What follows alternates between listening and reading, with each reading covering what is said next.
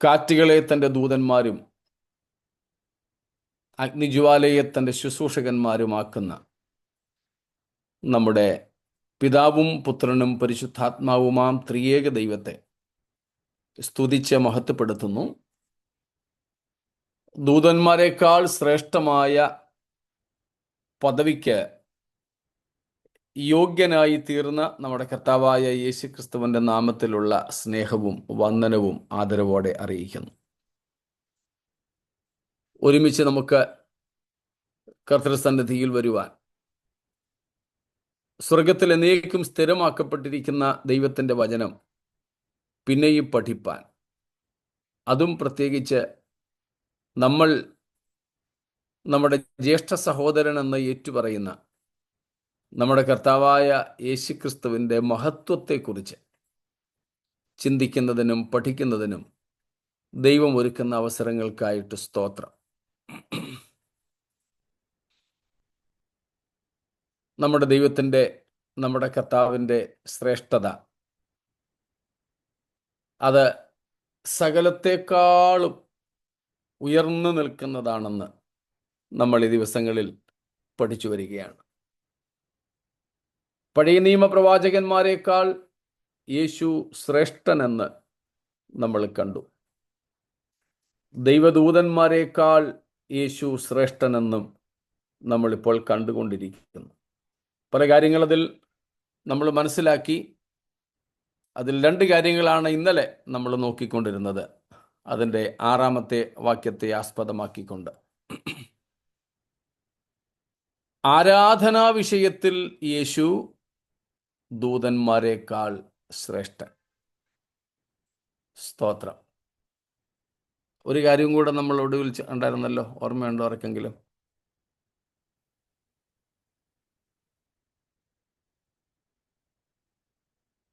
പറഞ്ഞ് സൂചി ഏതാണ്ട് പറയാൻ വന്നായിരുന്നല്ലോ.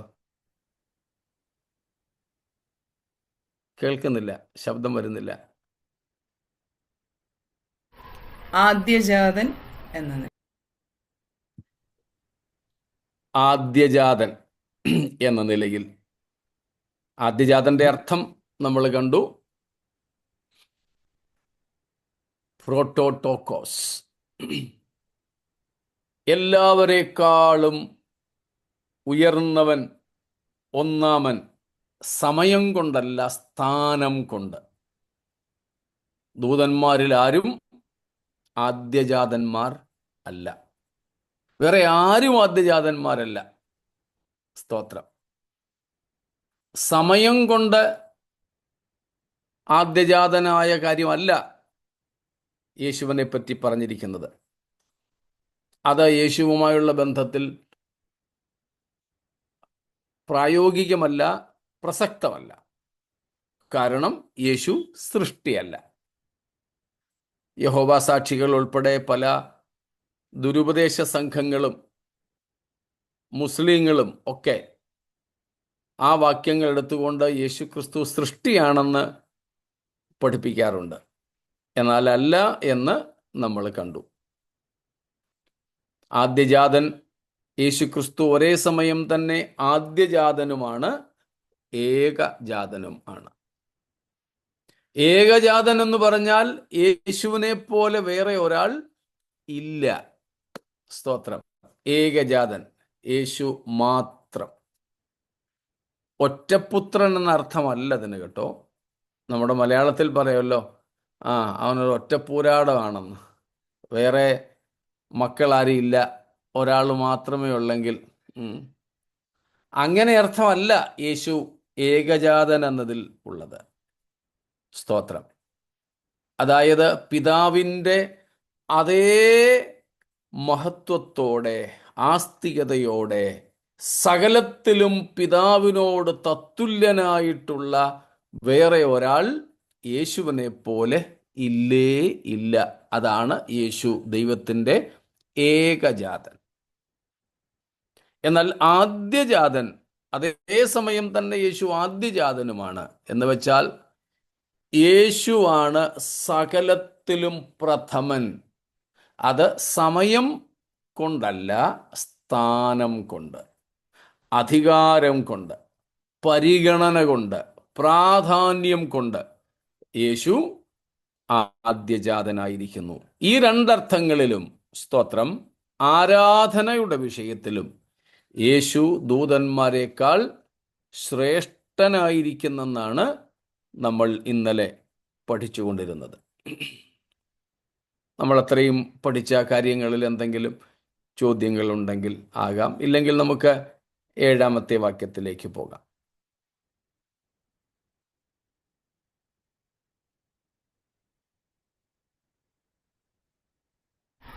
അവൻ കാറ്റുകളെ തന്റെ ദൂതന്മാരും അഗ്നിജ്വാലയെ തന്റെ ശുശ്രൂഷകന്മാരും ആക്കുന്നു എന്ന് ദൂതന്മാരെ കുറിച്ച് പറയുന്നു.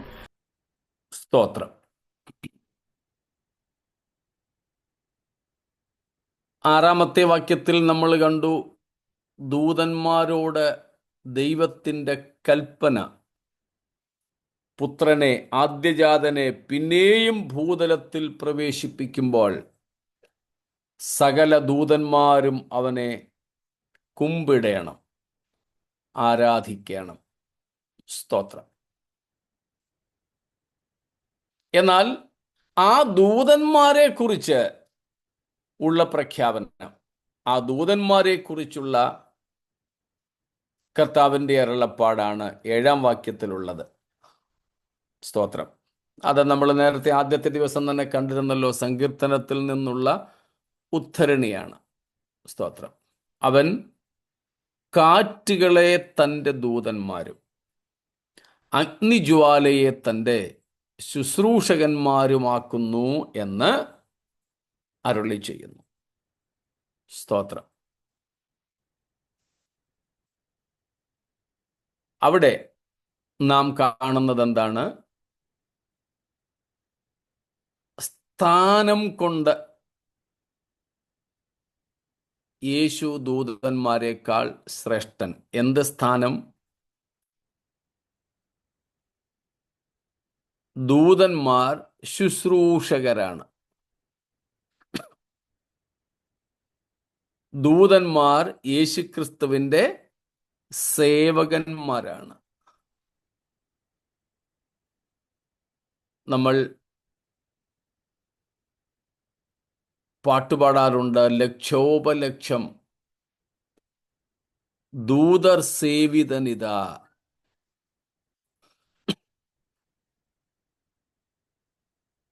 അപ്പോൾ ദൂതന്മാർ യേശുവിനെ ശുശ്രൂഷിക്കുന്നു. സ്തോത്രം. അവരെല്ലാവരും യേശുക്രിസ്തുവിൻ്റെ ദാസന്മാരാണ്. യേശു അവരുടെ എല്ലാം യജമാനനും. ആ നിലയിൽ ശുശ്രൂഷ സ്ഥാനം കൊണ്ട് യേശു ദൂതന്മാരെക്കാൾ ശ്രേഷ്ഠൻ. സ്തോത്രം. അവരൊക്കെ ദാസ്യവൃത്തി ചെയ്യുന്നവരാണ്. ദൈവത്തിൻ്റെ, ക്രിസ്തുവിൻ്റെ ദാസ്യവൃത്തിയിൽ ഏർപ്പെട്ടിരിക്കുന്നവരാണ്. They are servants, ministering spirits.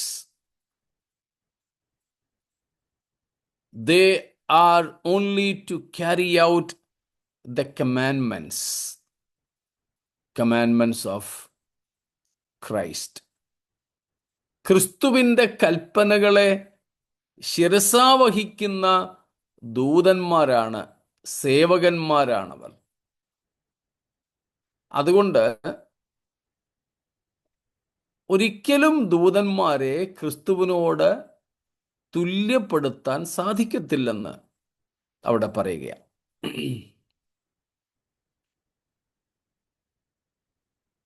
ഒരു കാരണവശാലും ദൂതന്മാരെ യേശുക്രിസ്തുവിനോട് തുല്യരായിട്ട് കാണുവാൻ കഴിയില്ല. സ്തോത്രം. അതാണ് നാം ആ ഭാഗത്ത് കാണുന്നത്. അതിലേക്ക് പോകുന്നതിന് മുമ്പ് ഞാൻ കണ്ട ദൂതന്മാരെ കുറിച്ചുള്ള ഒരു വസ്തുത കൂടെ നിങ്ങളോട് പറയാനായിട്ട് ആഗ്രഹിക്കുന്നു.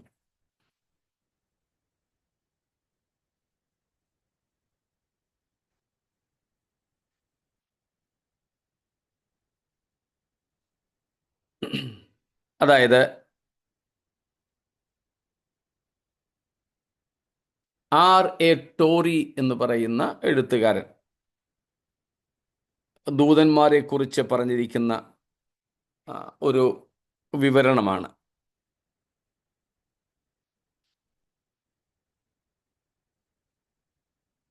അദ്ദേഹം ആദ്യം പറയുന്നത്, they are created by God and Christ. ദൂതന്മാർ അല്ലെങ്കിൽ ദൂതന്മാരെ ദൈവവും ക്രിസ്തുവും സൃഷ്ടിച്ചതാണ്. അവർ സൃഷ്ടികളാണ്. നെഹമ്യാവ് 9:6 വാക്യം, നെഹമായ 9:6.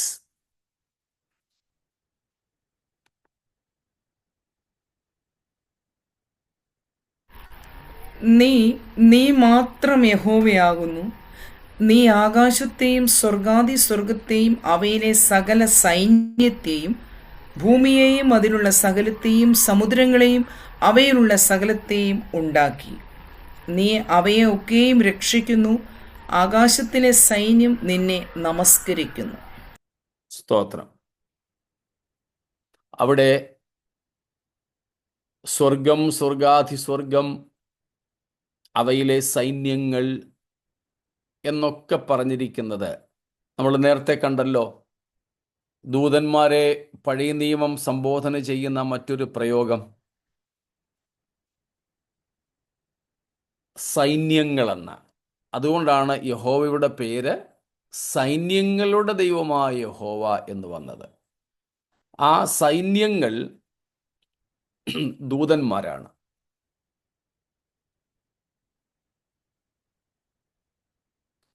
ചില ഭാഗങ്ങളിൽ ആകാശ സൈന്യം എന്ന് കാണുന്നത് ദൂതന്മാരെ അല്ല, സൂര്യചന്ദ്ര നക്ഷത്രാദികളെ കുറിക്കാൻ വേണ്ടിയും ആ പ്രയോഗമുണ്ട്. പ്രത്യേകിച്ച് നമ്മൾ ഇതിനു മുമ്പ് അത് കണ്ടിട്ടുണ്ട്. അത് തമ്മിൽ തെറ്റിദ്ധരിക്കരുത്. രണ്ട് നിലയിലും ആകാശ സൈന്യങ്ങളെന്ന് നമ്മൾ കാണുന്നുണ്ട്. ആവർത്തന പുസ്തകം 4-ാമത്തെ അധ്യായം അതിൻ്റെ 19-ാമത്തെ വാക്യം, ഡ്യൂട്ടറോണമി 4:19. നീ ആകാശ സൈന്യമായ സൂര്യനെയും ചന്ദ്രനെയും നക്ഷത്രങ്ങളെയും നോക്കി കാണുമ്പോൾ. അവിടെ സൂര്യചന്ദ്ര നക്ഷത്രാദികളെ അല്ലെങ്കിൽ സൗരയൂഥത്തെ എന്ന് പറയാം. ഇവിടെ ആകാശ സൈന്യങ്ങൾ എന്ന് വിളിച്ചിട്ടുണ്ട്. അതുകൊണ്ട് ഈ രണ്ടർത്ഥത്തിലും സൈന്യങ്ങൾ എന്ന് കാണുന്നു. എന്നാൽ സൈന്യങ്ങളുടെ യഹോവ എന്ന പേര് ഈ സൂര്യനെയും ചന്ദ്രനെയും നക്ഷത്രങ്ങളെയും ഒന്നും ഉദ്ദേശിച്ചല്ല, ദൂതന്മാരെ ഉദ്ദേശിച്ച. അപ്പോൾ ഇവിടെ സ്വർഗാതിസ്വർഗത്തെക്കുറിച്ചൊക്കെ ഈ നെഹമ്യാവ് 9:6 ആകാശത്തെയും പിന്നെന്താ കണ്ടത്,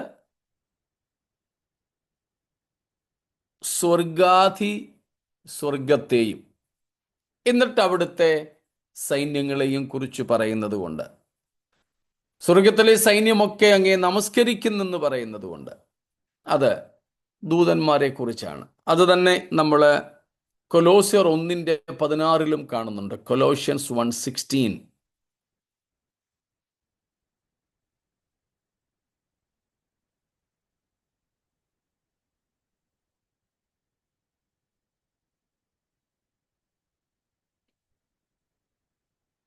പതിനഞ്ചിൻ്റെ പകുതി മുതലാണ്.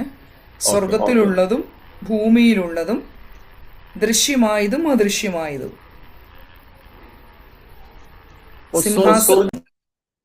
സ്വർഗത്തിലുള്ളതും ഭൂമിയിലുള്ളതും.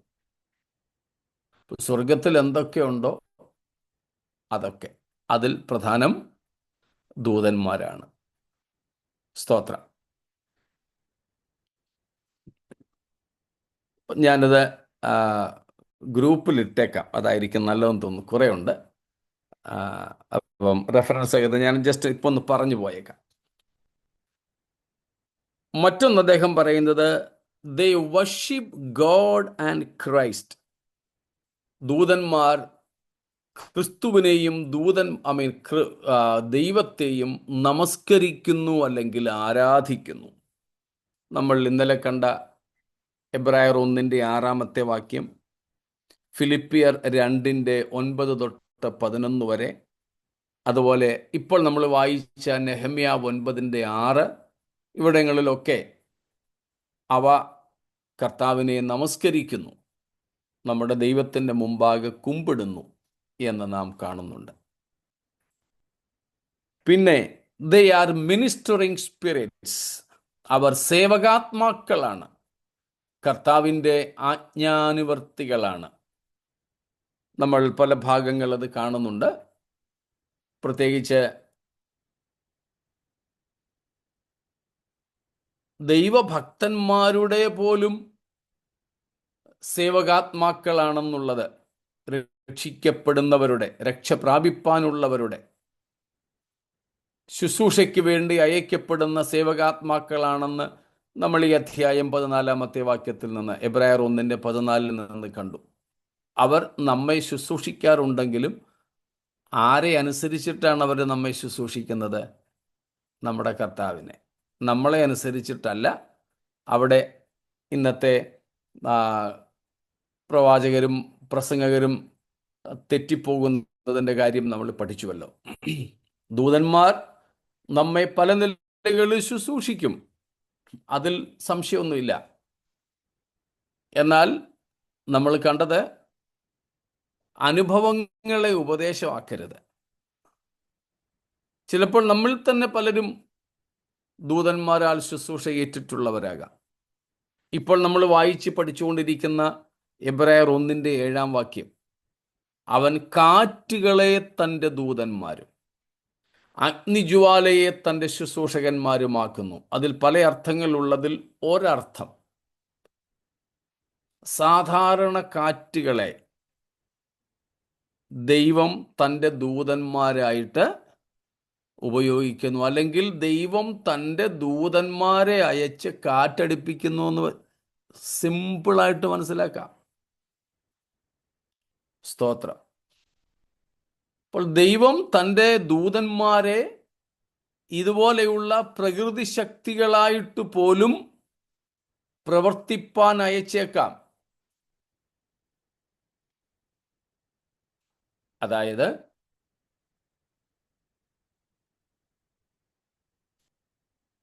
പല പ്രതികൂലങ്ങളുടെ പുറകിലും പ്രവർത്തിക്കുന്ന പൈശാചിക ശക്തികളെക്കുറിച്ച് നമുക്കറിയാം. സ്തോത്രം. പല പ്രതികൂലങ്ങളുടെ പുറകിലും പ്രവർത്തിക്കുന്ന പൈശാചിക ശക്തികൾ. വേണമെങ്കിൽ നമുക്ക് യേശുക്രിസ്തുവിൻ്റെ ജീവിതത്തിൽ നിന്ന്, ശുശ്രൂഷയിൽ നിന്ന് തന്നെ ഒരു കാര്യം മനസ്സിലാക്കാം.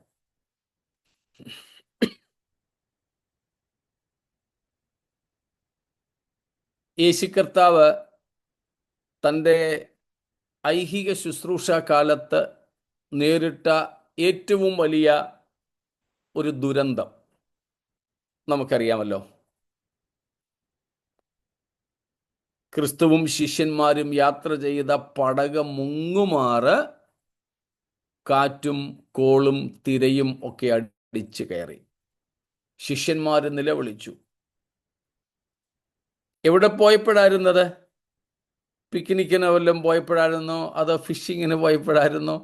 ഒന്നുമല്ലല്ലോ. എവിടേക്കായിരുന്നു കർത്താവ് പോയത് ആ സമയത്ത്? നമുക്കറിയാം, ഗദരദേശത്ത്. 6000 ഭൂതങ്ങൾ കുടികൊണ്ടിരുന്ന ഒരൊറ്റ മനുഷ്യന്റെ രക്ഷയ്ക്ക് വേണ്ടി. വലിയ ക്രൂസൈഡിനൊന്നും പോയതല്ല, ഒറ്റ ഒരാളിനെ തേടി. സ്തോത്രം. ആധുനിക പ്രസംഗങ്ങളുടെ ഭാഷയിൽ പറഞ്ഞോട്ടെ, അതിനിടയ്ക്ക് ഒരു ദൂത് പറയാം. കർത്താവ് ഒരൊറ്റ വ്യക്തിക്ക് തന്നെ കൊടുക്കുന്ന മൂല്യം എത്രയാണെന്ന്. സ്തോത്രം. അതിന് നമ്മൾ വലിയ പള്ളിപ്രമാണിയൊന്നും ആകണമെന്നില്ല.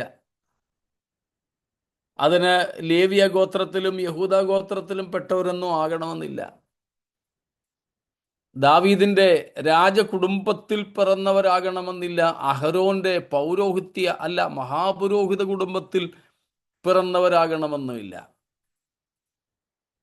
അരിമത്യക്കാരനായ യോസെഫിനെ പോലെ പണക്കാരനാകണമെന്നില്ല. ഒന്നുമില്ല. സ്തോത്രം. 6000 ഭൂതങ്ങൾ കയറി അയാൾ ചാകാഞ്ഞത് കാര്യം. അത്രയ്ക്കും ആ പിശാചുക്കൾ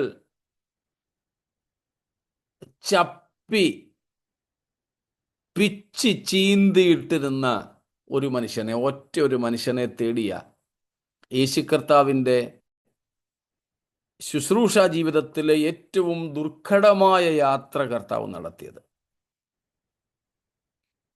നമുക്ക് വേണമെങ്കിൽ അതിനെ ഇങ്ങനെ വ്യാഖ്യാനിക്കാം. യേശു കർത്താവ് അവിടേക്ക് ചെല്ലുന്നത് അറിഞ്ഞ ആ ദുരാത്മശക്തികൾ ഒരുപക്ഷെ കർത്താവിൻ്റെ യാത്രയെ മുടക്കാൻ പ്രകൃതിയുടെ ശക്തികളെ ഉപയോഗിച്ചതാകാം. അങ്ങനെ പല സമയത്തും സംഭവിച്ചിട്ടുണ്ട്. എന്നാൽ ഇതുപോലെ പൈശാചിക ശക്തികൾ പ്രകൃതി ശക്തികളെ സാധാരണ മനുഷ്യന്റെയും പ്രത്യേകിച്ച് ദൈവമനുഷ്യരുടെയും ജീവിതത്തിനെതിരായിട്ട് ഉപയോഗിക്കുമ്പോൾ അതേപോലെ ദൈവവും പ്രകൃതി ശക്തികളെ ദൈവത്തിൻ്റെ പദ്ധതികൾക്കായിട്ട് ഉപയോഗിക്കും. ഒത്തിരി ഉദാഹരണം നമുക്ക് ദൈവത്തിൻ്റെ വചനത്തിലുണ്ട്. വേണ്ട, ഇസ്രായേലിൻ്റെ യാത്രയുമായുള്ള ബന്ധത്തിൽ തന്നെ നോക്കാം. അതുമല്ലെങ്കിൽ മിസ്രയീമിലെ ബാധകൾ, 10 പ്ലേഗ്സ്, അതിൽ തന്നെ ചില ബാധകളൊക്കെ ഈ പ്രകൃതി ശക്തികളെ തന്നെ ഉപയോഗിച്ചുകൊണ്ടായിരുന്നു. ഒടുവിൽ ചെങ്കടൽക്കരയിൽ വന്നു നിന്നപ്പോഴും കർത്താവ് കാറ്റിനോടാ കൽപ്പിച്ചത്. കാറ്റടിച്ചാണ് സമുദ്രം പിളർന്നു മാറിയത്. അപ്പോൾ ഈ എബ്രായർ 1:7 വാക്യത്തിൽ നാം കാണുന്നതാ. സ്തോത്രം. അവൻ കാറ്റുകളെ തൻ്റെ ദൂതന്മാർ, അഗ്നിജ്വാലയെ തൻ്റെ ശുശ്രൂഷകന്മാരുമാക്കുന്നു. പറഞ്ഞു വന്നത്, നമ്മൾ ടോറി പറഞ്ഞ മൂന്നാമത്തെ കാര്യം ഒന്ന് തെളിയിക്കാൻ വേണ്ടിയാ. The angels are ministering spirits. Even though they may minister to us, but in obedience to Christ, not in obedience to us. ഈ ദൂതന്മാർ നമ്മെ ശുശ്രൂഷിക്കും, പല നിലകളിൽ ശുശ്രൂഷിക്കും. ഒത്തിരി അനുഭവങ്ങൾ നമുക്ക് കാണും. പക്ഷേ സ്തോത്രം, ആ അനുഭവങ്ങളൊന്നും നാം ഉപദേശങ്ങളാക്കരുത്. 2, ദൂതന്മാർ നമ്മെ ശുശ്രൂഷിക്കുമെങ്കിൽ പോലും അത് കർത്താവിനെ അനുസരിച്ചാണ് അവർ നമ്മളെ ശുശ്രൂഷിക്കാൻ വരുന്നത്. അവർ നമ്മളെ ശുശ്രൂഷിക്കാൻ വന്നതുകൊണ്ട് മിഖായേലേ അവിടം വരെ ഒന്ന് പോയിട്ട് വാ, ഗബ്രിയേലേ ഇന്നിടത്തൊന്ന് പോയിട്ട് വാ എന്ന് നമുക്ക് പറയാൻ അധികാരം തന്നിട്ടില്ലെന്നുള്ളതും നമ്മൾ ഇതിനോടകം പഠിച്ചു കഴിഞ്ഞു.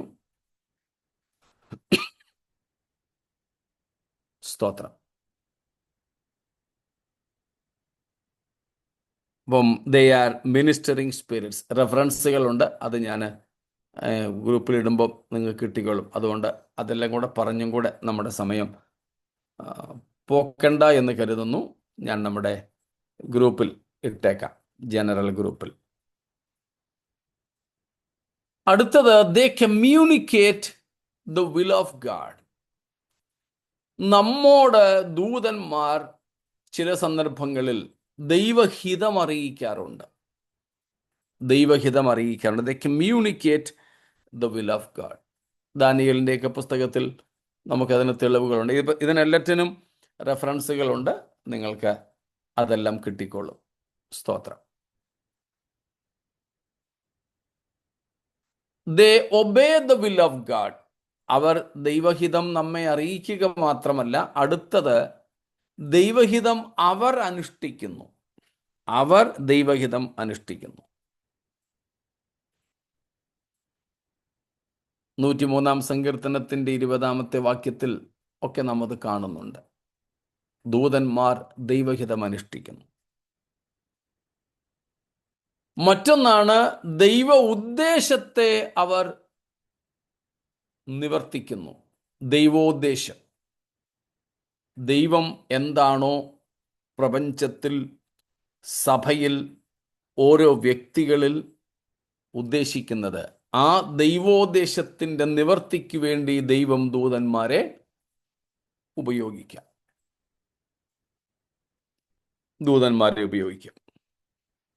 They execute the judgments of God. ദൈവത്തിൻ്റെ ന്യായവിധികൾ അവർ നടത്താറുണ്ട്.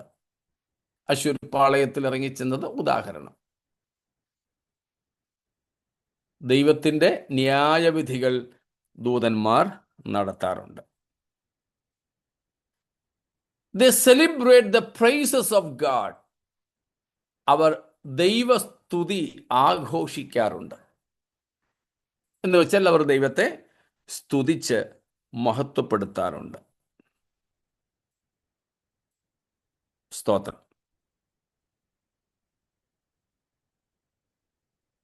അദ്ദേഹം ആ കൂട്ടത്തിൽ പറയുന്നതിൽ അവസാനത്തെ കാര്യമാണ്, ന്യായപ്രമാണം ദൂതന്മാർ മുഖാന്തരം നൽകപ്പെട്ടു. സ്തോത്രം. ഈ എബ്രായ ലേഖനം തന്നെ 2:2 നമ്മത് കാണുന്നുണ്ട്. ദൂതന്മാർ മുഖാന്തരം നൽകിയ ന്യായപ്രമാണത്തെ സംബന്ധിച്ച്. അപ്പോൾ ഇങ്ങനെയുള്ള ഇത്ര ഒരു ലിസ്റ്റാണ് അദ്ദേഹം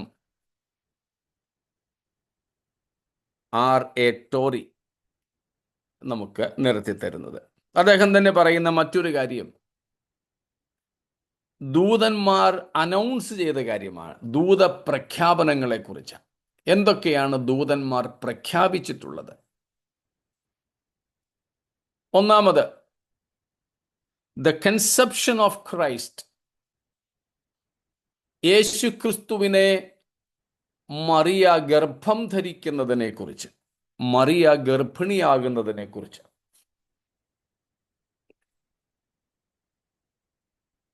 About the conception of Christ. എല്ലാത്തിനും റെഫറൻസ് നിങ്ങൾക്ക് കിട്ടിക്കോളും. ഇപ്പം സമയം ലാഭിക്കാൻ വേണ്ടി പറയുന്നു, വായിക്കുന്നില്ല. 2, ക്രിസ്തുവിൻ്റെ ജനനത്തെക്കുറിച്ച് പ്രഖ്യാപിച്ചു ആട്ടിടയന്മാരോട്. സ്തോത്രം. യേശു ജനിച്ചു കഴിഞ്ഞ് യേശു ജനിച്ചു എന്ന് ദൂതന്മാരാണല്ലോ ആട്ടിടയന്മാരോട് പോയി പറഞ്ഞത്. 3, the resurrection of Christ they announced. ദൂതന്മാരാണ് യേശുവിൻ്റെ ഉയർത്തെഴുന്നേൽപ്പിനെ കുറിച്ച് തൻ്റെ ശിഷ്യന്മാർക്ക് അറിവ് കൊടുത്തത്. കല്ലറയ്ക്കൽ, യേശുവിൻ്റെ കല്ലറയ്ക്കൽ ദൂതന്മാരിരുന്ന് അവിടെ ചെന്നവരോട് പറഞ്ഞ കാര്യം നമുക്കറിയാം. 4, the ascension of Christ. Ascension and the second coming എന്നൊരുമിച്ച് വേണമെങ്കിൽ പറയാം. യേശുക്രിസ്തുവിൻ്റെ സ്വർഗാരോഹണത്തെക്കുറിച്ചും പുനരാഗമനത്തെക്കുറിച്ചുമുള്ള പ്രഖ്യാപനവും ദൂതന്മാർ നടത്തി. അപ്പോസ്തലപ്രവൃത്തി 1:11 നമ്മൾ പല പ്രാവശ്യം കണ്ടിട്ടുണ്ട്. About the conception of John the Baptist. യോഹന്നാൻ സ്നാപകൻ ജനിക്കുന്നതിനെ കുറിച്ച്, അല്ലെങ്കിൽ എലിസബത്ത് നമ്മുടെ അമ്മച്ചി ഗർഭിണിയാകുന്നതിനെ കുറിച്ച് യോഹന്നാനെ ഗർഭം ധരിക്കുന്നതിനെക്കുറിച്ച് ദൈവാലയത്തിൽ വെച്ച് സെഖര്യാവിനോട് പറഞ്ഞ കാര്യം നമുക്കറിയാം. അടുത്തത്, they ministered to Christ. യേശു ക്രിസ്തുവിനെ ഈ ദൂതന്മാർ ശുശ്രൂഷിച്ചു. അത് നമ്മൾ യേശുവിൻ്റെ പരീക്ഷകൾ കഴിഞ്ഞതിന് ശേഷം കാണുന്നുണ്ട്. യേശുവിൻ്റെ പരീക്ഷയ്ക്ക് ശേഷം, ഉപവാസ സമയത്ത്.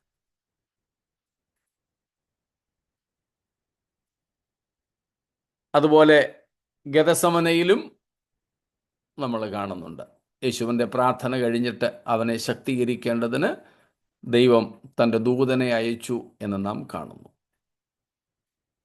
മറ്റൊന്നാണ്, they are subject to Christ. ക്രിസ്തുവിന് ഈ ദൂതന്മാർ കീഴ്പ്പെട്ടിരിക്കുന്നു.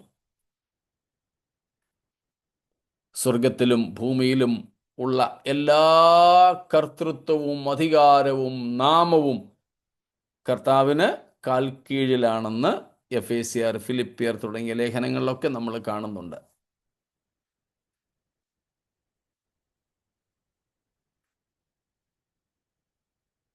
നേരത്തെ കണ്ടതുപോലെ they will execute the purposes of Christ. They will execute the purposes of Christ. പ്രത്യേകിച്ച് കർത്താവായ യേശുവിൻ്റെ രണ്ടാമത്തെ വരവിൽ യഹൂദന്മാരെ കൂട്ടിച്ചേർക്കുന്നതുമായും മറ്റും ബന്ധപ്പെട്ട് കളയും വിളയും തമ്മിൽ വേർതിരിക്കുന്നതിനെ, സീഡ് ആൻഡ് വീഡ് തമ്മിൽ വേർതിരിക്കുന്നതിനെ കുറിച്ച് ഒക്കെ നാം മത്തായി 13 തുടങ്ങിയ അധ്യായങ്ങളിൽ കാണുന്നുണ്ട്. സ്തോത്രം. ഈ ക്രമത്തിൽ തന്നെ ആയിരിക്കും അയച്ചു തരുന്നത് കേട്ടോ. സ്തോത്രം. ഇതിലെഴുതിയിരിക്കുന്ന ആ ക്രമത്തിലാണ് ഞാൻ വായിക്കുന്നത്. shall attend the second coming of Christ. shall attend the second coming of Christ. യേശുക്രിസ്തുവിൻ്റെ മടങ്ങി വരവിൽ ദൂതന്മാരുടെ ശുശ്രൂഷയും സാന്നിധ്യവും ഉണ്ടായിരിക്കും. ക്രിസ്തുവിൻ്റെ മടങ്ങി വരവിൽ ദൂതന്മാരുടെ ശുശ്രൂഷയും സാന്നിധ്യവും ഉണ്ടായിരിക്കും. നമ്മളെ ചേർക്കാൻ വരുന്ന വരവിൽ തന്നെ നമ്മൾ കാണുന്നുണ്ട് പ്രധാന ദൂതന്റെ ശബ്ദത്തെക്കുറിച്ച്. രണ്ടാമത് ഭൂമിയിലേക്ക് ഇറങ്ങി വരുമ്പോൾ നമ്മൾ കാണുന്നുണ്ട് സ്വർഗത്തിലെ സകല സൈന്യവും. വെളിപ്പാട് 19:14 വാക്യത്തിൽ കാണുന്നുണ്ട്, സ്വർഗത്തിലെ സർവ സൈന്യവും ശുദ്ധവും ശുഭ്രവുമായ വിശേഷ വസ്ത്രം ധരിച്ച് വെള്ളക്കുതിരപ്പുറത്ത് കയറി അവനെ അനുഗമിക്കുന്നു. അപ്പോൾ കർത്താവിൻ്റെ മടങ്ങി വരവിൽ ദൂതന്മാരുടെ ശുശ്രൂഷയും സാന്നിധ്യവുമുണ്ട്. മറ്റൊന്നാണ്, they know and delight in the gospel of Christ. They know and delight in the gospel of Christ. യേശുക്രിസ്തുവിൻ്റെ സുവിശേഷത്തെ അവർ അറിയുന്നു. മാത്രമല്ല ആ സുവിശേഷീകരണ ശുശ്രൂഷയിൽ അവർ വളരെ സന്തോഷിക്കുന്നു. അവരതിൽ പങ്കാളികളല്ല കേട്ടോ. സുവിശേഷം അറിയിപ്പാൻ കർത്താവ് ദൂതന്മാരെ ഏൽപ്പിച്ചിട്ടില്ല. അതുകൊണ്ടാണ് പത്രോസ് അപ്പോസ്തലൻ പറയുന്നത്, അതിലേക്ക് എന്ന് വെച്ചാൽ നമ്മൾ ഇന്ന് അറിയിക്കുന്ന ഈ സുവിശേഷത്തിൽ, സുവിശേഷ ഘോഷണത്തിലേക്ക് ദൈവപുത്രന്മാർ കുനിഞ്ഞു നോക്കുവാൻ ആഗ്രഹിക്കുന്നു. ദൂതന്മാർ കുനിഞ്ഞു നോക്കുവാൻ ആഗ്രഹിക്കുന്നു. നമ്മളതിനെ ആരാധനയിലേക്ക് കുനിഞ്ഞു നോക്കുന്നങ്ങ് ആക്കി. കൂടെ വരുന്നുണ്ടല്ലോ, കർത്താവേ ഇന്നത്തെ ഞങ്ങളുടെ ആരാധന ദൂതന്മാർ കുനിഞ്ഞു നോക്കുന്ന ആരാധനയായിരിക്കാൻ. അത് നമ്മൾ ഉണ്ടാക്കിയതാണ്, ബൈബിളിൽ പറയുന്ന കാര്യമല്ല. എന്നാൽ സുവിശേഷം അറിയിക്കുന്നതിലേക്ക്, സുവിശേഷത്തിലേക്ക് ദൂതന്മാരും കുനിഞ്ഞു നോക്കുവാൻ ആഗ്രഹിക്കുന്നു. എന്ന് വെച്ചാൽ അതവർക്കൊരാവേശമാണ്. പക്ഷേ അവർക്കതിന് അനുവാദമില്ല. ക്രൂശിന്റെ വെളിപ്പാട് സന്ദേശം അറിയിപ്പാൻ അവർക്ക് അനുവാദമില്ല. എന്താ ജോൺസൺ പാസ്റ്റർ? വെളിപ്പാട് 14:6 പറയുന്ന ഇതുമായിട്ട് ബന്ധമില്ലേ? അതാണ് ഞാൻ ഇപ്പൊ പറഞ്ഞത്. ക്രൂശിന്റെ സുവിശേഷം അറിയിക്കുവാൻ അവർക്ക് അനുവാദമില്ല. Okay okay, praise the Lord. ആ, അത് നിത്യസുവിശേഷം എന്ന മറ്റൊരു സുവിശേഷമാണ്, ക്രൂശിന്റെ സുവിശേഷം അല്ല. Okay, thank you. ഇന്നലെ നമ്മൾ അതിനെക്കുറിച്ച് കണ്ടിരുന്നു. ഈ നിലയിലല്ല, എന്നാൽ ഇതിൻ്റെ ഉത്തരം തന്നെയാണ് കണ്ടത്. അവരെ കർത്താവ്, ദൂതന്മാരെ കർത്താവ് സ്നേഹിച്ചില്ലെന്നും അവർക്ക് വേണ്ടി യേശുക്രിസ്തു ക്രൂശിൽ രക്തം ചിന്തിയില്ലെന്നും ഈ ദൈവത്തിൻ്റെ വിശുദ്ധ ദൂതന്മാർക്ക് വീണ്ടെടുപ്പിൻ്റെ ആവശ്യമില്ലെന്നും ഉള്ള കാര്യം നമ്മളിത് മൂന്നും ഇന്നലെ പറഞ്ഞായിരുന്നു. ഈ വിഷയത്തോടനുബന്ധിച്ചായിരുന്നില്ല എന്ന് മാത്രം. അതുകൊണ്ട് യേശുക്രിസ്തുവിൻ്റെ ക്രൂശുമരണത്തിൻ്റെ അല്ലെങ്കിൽ ക്രിസ്തീയ സുവിശേഷത്തിൻ്റെ ഗുണഭോക്താക്കളല്ല ഈ ദൂതന്മാർ. These angels are not the beneficiaries of the gospel of Christ, the gospel of the cross of Christ. They are not the beneficiaries of the crucified Christ. And that was the reason why they will sing about the crucifixion, that you purchased them. You purchased them. അവരെ എന്ന് ഇന്നലെ നമ്മൾ കണ്ടായിരുന്നല്ലോ. ഇപ്പോൾ ദൂതന്മാർക്ക് സുവിശേഷ ഘോഷണത്തിൽ, ക്രിസ്തുവിൻ്റെ സുവിശേഷ ഘോഷണത്തിൽ, ക്രൂശിൻ്റെ സുവിശേഷ ഘോഷണത്തിൽ പങ്ക് കൊടുത്തിട്ടില്ലെന്നാണ് നമുക്ക് മനസ്സിലാക്കാൻ സാധിക്കുന്നത്. അതിന് പ്രധാനപ്പെട്ട 3 കാരണങ്ങൾ. 1, അവർക്ക് വീണ്ടെടുപ്പിൻ്റെ ആവശ്യമില്ല. 2, എബ്രായർ 2:16 വാക്യം, 15-16 വാക്യം പറയുന്നത് പോലെ ദൂതന്മാരെ സംരക്ഷണ ചെയ്യുവാനല്ല യേശുക്രിസ്തു വന്നത്. അതായത് ക്രിസ്തുവിൻ്റെ ക്രൂശ് മരണം ദൂതന്മാർക്ക് വേണ്ടി ആയിരുന്നില്ല.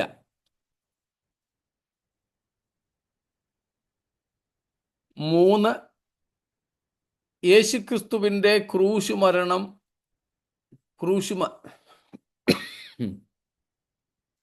ക്രൂശ് മരണത്തിൻ്റെ ഗുണഭോക്താക്കളല്ല ദൂതന്മാർ. അഥവാ യേശുവിൻ്റെ രക്തത്താൽ കഴുകൽ പ്രാപിച്ചവരോ രക്ഷിക്കപ്പെട്ടവരോ അല്ല അവർ എന്നതുകൊണ്ട് അവർക്ക് ആ ക്രിസ്തുവിൻ്റെ ക്രൂശിൻ്റെ സുവിശേഷം അറിയിപ്പാൻ അനുവാദമില്ല എന്ന് മാത്രം.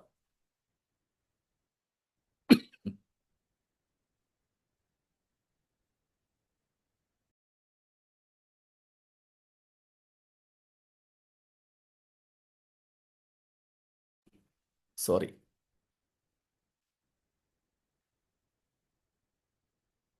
വ്യക്തമാണല്ലോ ഇതുവരെയുള്ള കാര്യങ്ങൾ.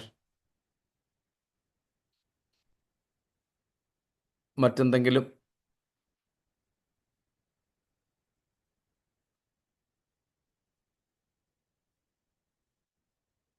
ശരി, എങ്കിൽ അടുത്തത്.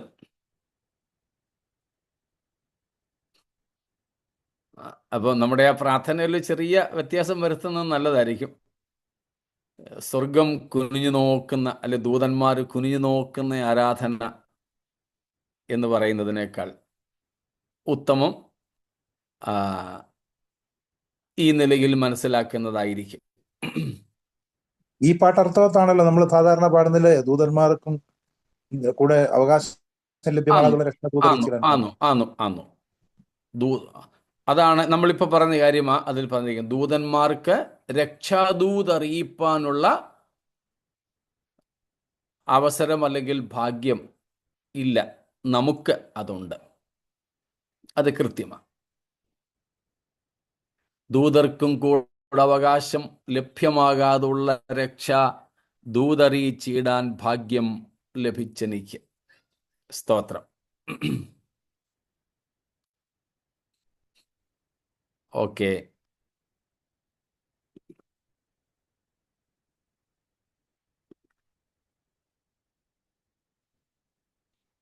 ഷുവർ.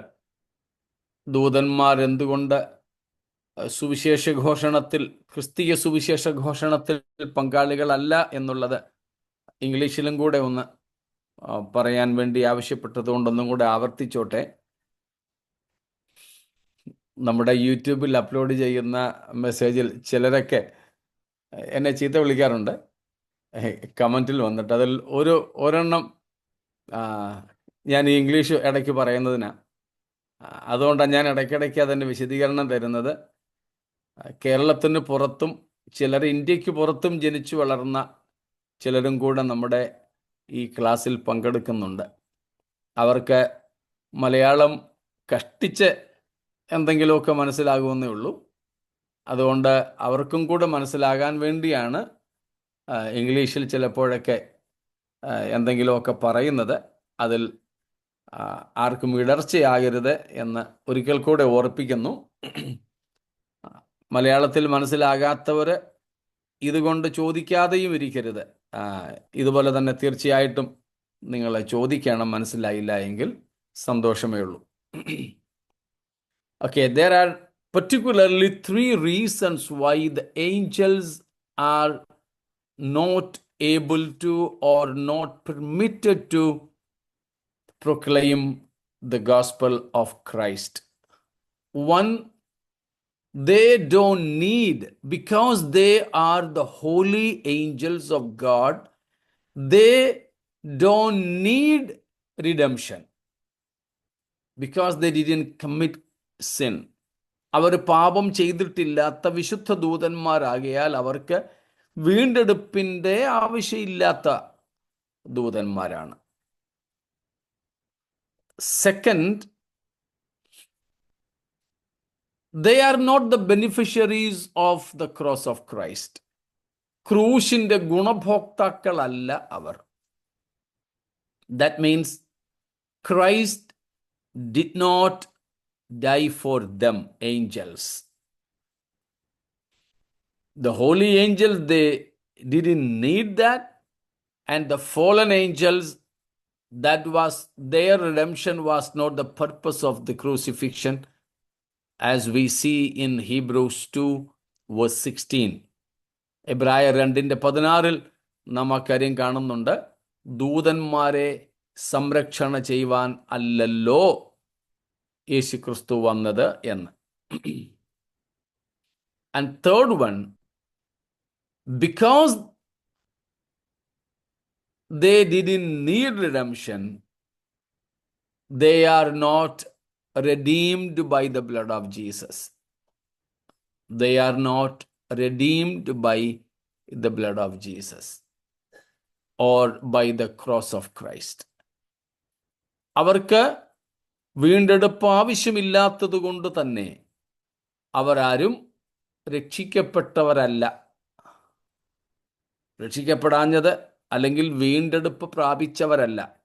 അത് പ്രാപിക്കാഞ്ഞത് ആവശ്യമില്ലാത്തത് കൊണ്ടാണ്.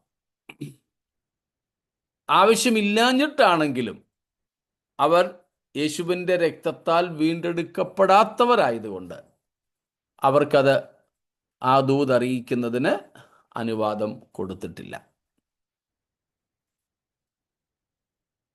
I think you got it.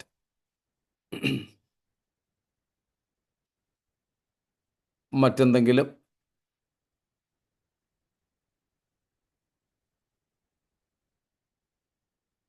Should I repeat anything? Okay. ശരി, അടുത്തത് നാം കാണുന്നത് ministration of obtained by prayer. Ministration of obtained by prayer.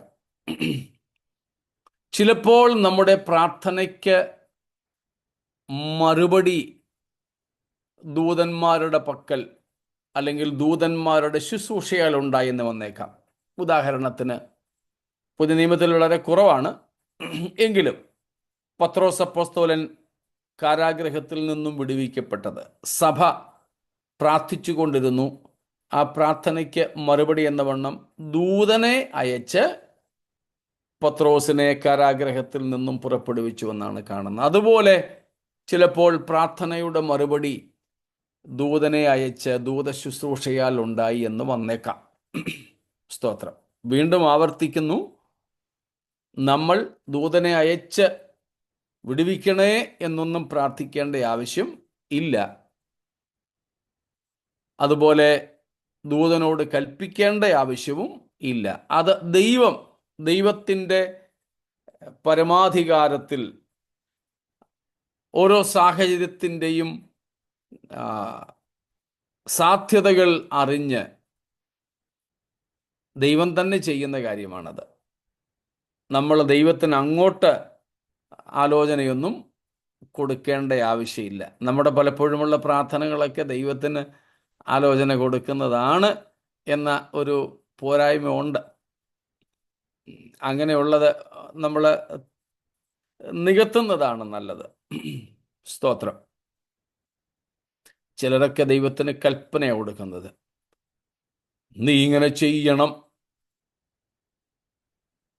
എൻ്റെ സഹോദരനെ നീ വിടുവിക്കണം, സൗഖ്യമാക്കണം.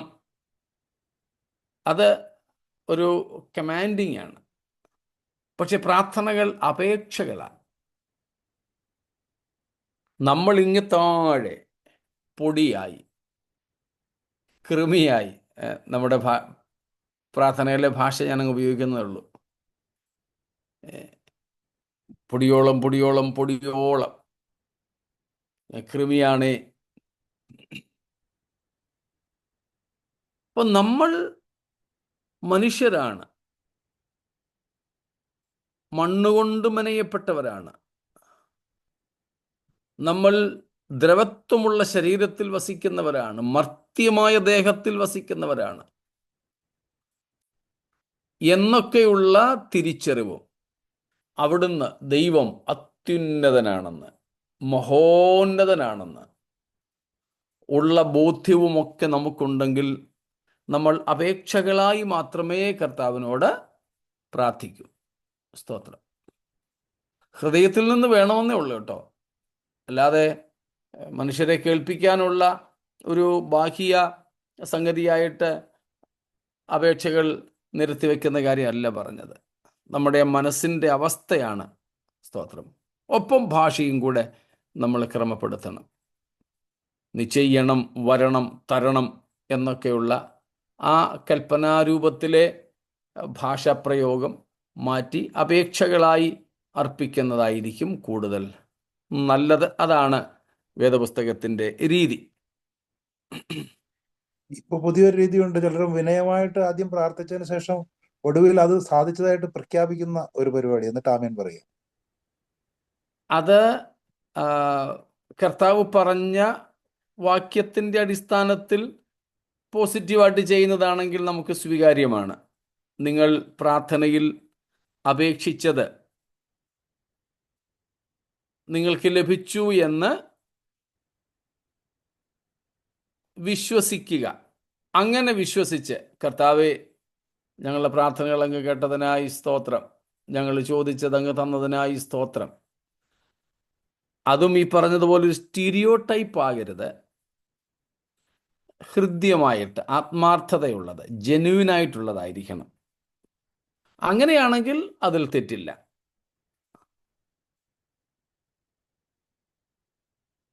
വിശ്വാസത്തോടെ നമ്മളും നമ്മുടെ ഒടുവിലത്തെ പ്രാർത്ഥന പറയുന്നത്, കർത്താവ് പ്രാർത്ഥന കേട്ടതിനായി സ്തോത്രം സ്തോത്രം സ്തോത്രം എന്ന് പറയുന്ന ആ ഒരു സംഗതിയാണെങ്കിൽ തെറ്റില്ല അതില്ല. അങ്ങനെയല്ല, അവര് സൗഖ്യത്തിന് വേണ്ടി ഇപ്പം വിനയമായിട്ട് പ്രാർത്ഥിച്ചതിന് ശേഷം അവർക്ക് സൗഖ്യം കിട്ടി എന്നതിനായി, സൗഖ്യം ലഭിച്ചതായി പ്രഖ്യാപിക്കുന്നു എന്നുള്ള അർത്ഥത്തിൽ. അത് ആ വിശ്വാസമാണ്. ഈ അർത്ഥത്തിലാണെങ്കിൽ തെറ്റില്ല. അല്ലാതെ ചിലരുണ്ടല്ലോ, എന്താണ് പറയുന്നത്, ഇത് കിട്ടിയെന്ന് അങ്ങ് പറ, അങ്ങ് ക്ലെയിം ചെയ് എന്നുള്ള നിലപാടാണെങ്കിൽ അത് തെറ്റാണ്. ആ ക്ലെയിമിങ് എന്നൊരു പരിപാടി തെറ്റാണ്. അങ്ങനെയുള്ള ഒരു പ്രഖ്യാപനമാണെങ്കിൽ അത് തെറ്റാണ്, അത് പാടില്ല.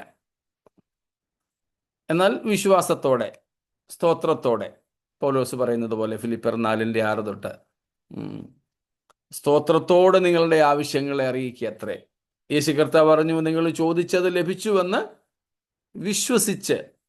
അപ്പം ആ അർത്ഥത്തിൽ നമുക്ക് സ്തോത്രം ചെയ്യാം. അല്ലാതെ ഈ ക്ലെയിമിങ്ങിൻ്റെ ആ പദം തന്നെയാണ് എല്ലാവരും, ഇംഗ്ലീഷൊന്നും അറിയാൻ വയ്യാത്തവരും ഉപയോഗിക്കുന്ന ചില പദങ്ങളുണ്ട്. ചിലപ്പം തോന്നിപ്പോകാറുണ്ട്, ഈ ശാസനയൊക്കെ സാത്താൻ ഇംഗ്ലീഷേ അറിയത്തുള്ളൂ, in the name of Jesus എന്നൊക്കെ പറഞ്ഞുകൊണ്ട് നമ്മുടെ ഇടയിലെ ഒരു ശൈലിയാണ്. പിന്നെ ചിലർ യെസ് യെസ് യെസ് യെസ്, അപ്പം കർത്താവ് ഇംഗ്ലീഷിലാണോ ഇവരോട് ഈ പറഞ്ഞുകൊണ്ടിരിക്കുന്നതെന്ന് അങ്ങ് തോന്നിപ്പോവും. അങ്ങനെയുള്ള സംഗതിയൊന്നും നമുക്ക് വേണ്ട. ഇംഗ്ലീഷിൽ പ്രാർത്ഥിക്കുകയോ പ്രസംഗിക്കുകയാണെങ്കിൽ യെസും ഇൻ ദ നെയിം ഓഫ് ജീസസും ഒക്കെ പറഞ്ഞു. അതല്ലാതെ അതൊക്കെ അഭംഗിയാണ്. നമ്മുടെ ഇടയിൽ നമ്മളെയൊക്കെ മറ്റുള്ളവർ പരിഹസിക്കാനും കൂടെ അതൊക്കെ ഒരു കാരണമാണ്. നമ്മൾ യെസ്, സ്തോത്രം. ഇന്നാളിൽ ഞാൻ ഒരു കൊച്ചു വീഡിയോ ഞാൻ കണ്ടു. ഒരു കൊച്ചു വീഡിയോ. അതിൽ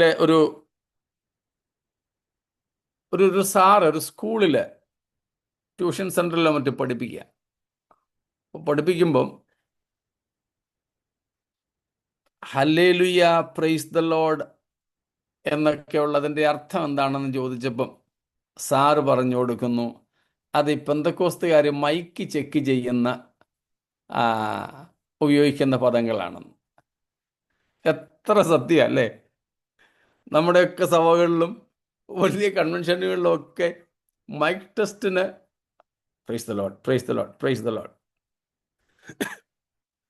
നമ്മൾ അപഹാസ്യരാകുക, നമ്മൾ പരിഹസിക്കപ്പെടുക, പാടില്ലാത്ത കാര്യങ്ങളാണ്. മൈക്കിൻ്റെ സൗണ്ടും ഒക്കെ ചെക്ക് ചെയ്യാൻ വേണ്ടിയിട്ട് പ്രൊഫഷണലായിട്ട് ചെയ്യുന്നത് പോലെ അങ്ങ് ചെയ്താൽ മതി. മൈക്ക് ടെസ്റ്റ് എന്നങ്ങ് പറഞ്ഞാൽ മതി. ഹലോ ചെക്കെന്നോ, മൈക്ക് ചെക്കെന്നോ, മൈക്ക് ടെസ്റ്റ് എന്നോ ഒക്കെ ഒന്ന് പറഞ്ഞാൽ മതി. അതിന് ഹല്ലേലൂയായും പ്രൈസ് ദ ലോർഡ്, സ്തോത്രം, പ്രൈസ് ദ ലോർഡ് ഒന്നും പറയണ്ട. എന്നതുപോലെ മറ്റുള്ളവരെ നമ്മളെ പരിഹസിക്കാൻ വേണ്ടിയിട്ട് നമ്മൾ ഇട്ട് കൊടുക്കുന്ന ഒരു സംഗതിയാണ് in the name of Jesus. Yes yes yes, I command, I proclaim, I claim. ഇങ്ങനെയൊക്കെയുള്ള ഇതിൻ്റെ ആവശ്യമില്ല.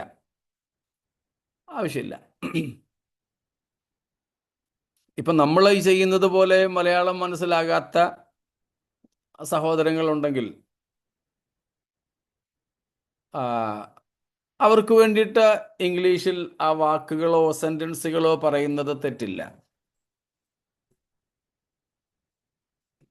ഞാൻ ഇഷ്ടപ്പെടാത്തൊരു കാര്യമാണ്, പക്ഷെങ്കിൽ നമുക്കത് ആവശ്യമായതുകൊണ്ട് ചെയ്യാറുണ്ട്. പ്രത്യേകിച്ച് മുംബൈയിൽ ഇവിടുത്തെ കുഞ്ഞുങ്ങളൊക്കെ, ഇവ മലയാളം ചർച്ചുകളാണെങ്കിൽ കുഞ്ഞുങ്ങൾക്കൊക്കെ വന്നിരിക്കും അവർ അപ്പനോടും അമ്മയോടും ഒപ്പം. പക്ഷെ അവർക്ക് മലയാളം അറിയില്ല. അതുകൊണ്ട് ഈ മലയാളത്തിൽ പ്രസംഗിക്കുന്ന പ്രസംഗങ്ങൾ നല്ല ശതമാനവും കുഞ്ഞുങ്ങൾക്ക് മനസ്സിലാകുന്നില്ല. പിന്നെ മനസ്സിലാകാതെ വരുമ്പോൾ പിന്നെ അവർ ശ്രദ്ധിക്കാതെയും വരും. അതൊഴിവാക്കാൻ വേണ്ടിയിട്ട് ഞാൻ ശുശ്രൂഷിക്കുന്ന കൊച്ചു സഭകളിൽ പോലും കുഞ്ഞുങ്ങളൊക്കെ ഉണ്ടെങ്കിൽ, മലയാളം മനസ്സിലാകാത്തവരുണ്ടെങ്കിൽ, അവർക്ക് മനസ്സിലാകുന്ന എനിക്കറിയാവുന്ന ഭാഷയുണ്ടെങ്കിൽ അതും കൂടെ ഉപയോഗിക്കാറുണ്ട്. അതിൽ തെറ്റില്ല. അല്ലാതെ ഈ പ്രാർത്ഥനയിലും ശാസനയിലും ഒക്കെയുള്ള ഈ ചില പ്രയോഗങ്ങളാണ് പ്രൈസ് ദ ലോർഡ് മൈക്ക് ചെക്കിന് വേണ്ടിയിട്ട് ഉപയോഗിക്കുന്നത് പോലെ നമ്മൾ ഒഴിവാക്കണം. നമ്മൾ മറ്റുള്ളവർക്ക് നമ്മളെ പരിഹസിക്കാനായിട്ട് ഒന്ന് ഇട്ടുകൊടുക്കരുതെന്ന് പറഞ്ഞത്. സ്തോത്രം.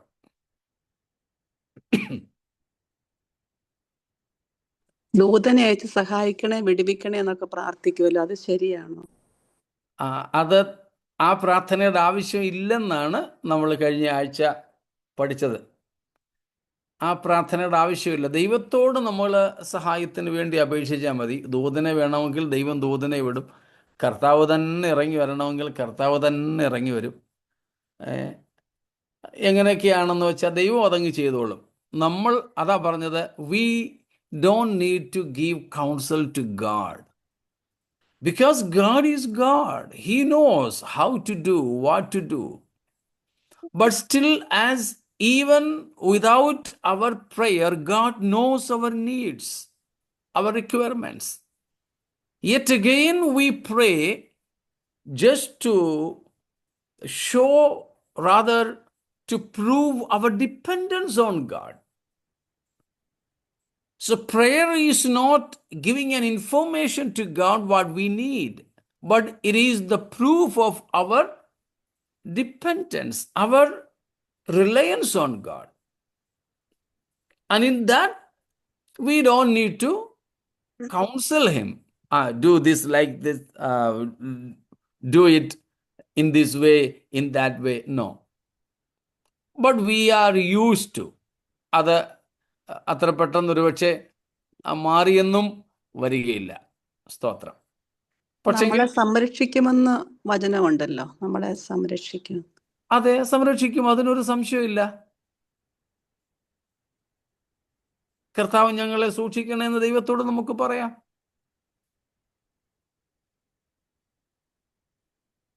ദൂതനോട് കൽപ്പിക്കരുതെന്നാ പറഞ്ഞത്. അതിനുള്ള അധികാരം നമുക്കില്ല. അപ്പൊ ആ വചനം ക്ലെയിം ചെയ്ത് നമുക്ക് അങ്ങനെ പ്രാർത്ഥിക്കാം അല്ലേ? ഏത് വചനം? ദൂതനെ നിന്റെ വഴികളിലെല്ലാം നിന്നെ കാക്കുവാൻ ദൂതനെ കൽപ്പിച്ചാക്കുവെന്നുള്ളേ. അത് ചെയ്തോളും, കർത്താവ് ചെയ്തോളുമല്ലോ.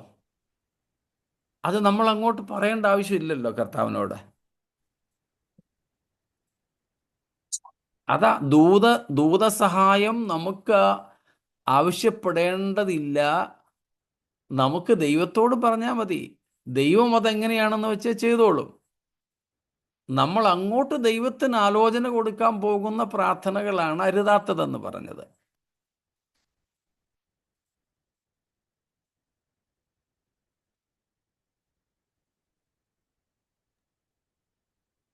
നമ്മുടെ പല പ്രാർത്ഥനകളിലും നമ്മൾ ദൈവത്തിന് ആലോചന കൊടുക്കുക, കർത്താവേ നീ ഇങ്ങനെയൊക്കെ ചെയ്യണേ. അത് പ്രാർത്ഥനയല്ല. അത് ദൈവത്തിന് കൊടുക്കുന്ന കൗൺസിലിങ്ങാ. അത് വേണ്ട, അത് പ്രാർത്ഥനയല്ല.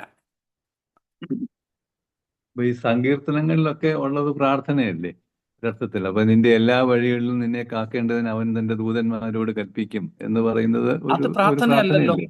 അത് പ്രാർത്ഥനയല്ല, അത് പ്രഖ്യാപനമാ. പ്രാർത്ഥന വേറെ, അപേക്ഷകളാ പ്രാർത്ഥന.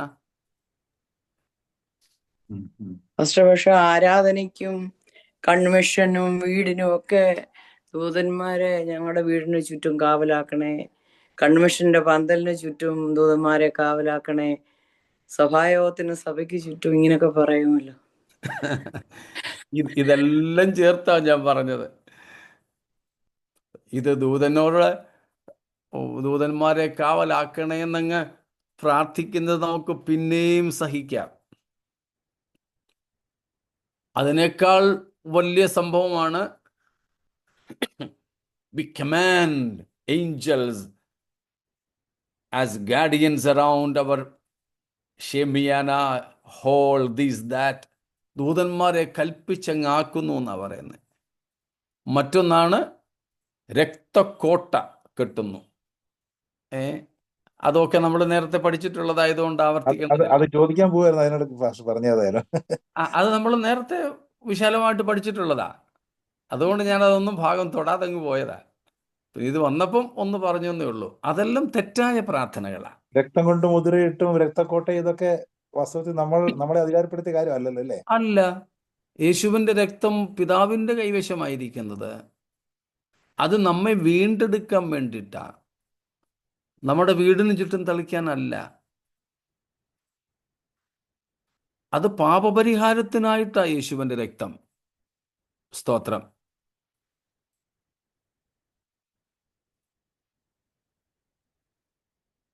എന്നാലും ഇതെല്ലാം ഇപ്പോഴും പാസ്റ്റർമാരെല്ലാവരും ഇങ്ങനെ പ്രാർത്ഥിക്കുന്നതുകൊണ്ട് പാവപ്പെട്ട ജനങ്ങളും അതുപോലെ തന്നെ കണ്ടിന്യൂ ചെയ്യുന്നു എന്നുള്ളതാണ് അതിൻ്റെ കാര്യം. ഇനി ഞങ്ങളെ പോലുള്ള പാവപ്പെട്ട പാസ്റ്റർമാർ എത്ര പറഞ്ഞിട്ടും ഈ വിശ്വാസികളും തിരുത്തുന്നില്ലല്ലോ. അത് സഭയിൽ രക്തം പറഞ്ഞു കഴിഞ്ഞാൽ ഒറ്റപ്പെടണ പോലെ ആൾക്കാർ ഇതിന്റെ പിന്നാലെ ഇരിക്കാണ്.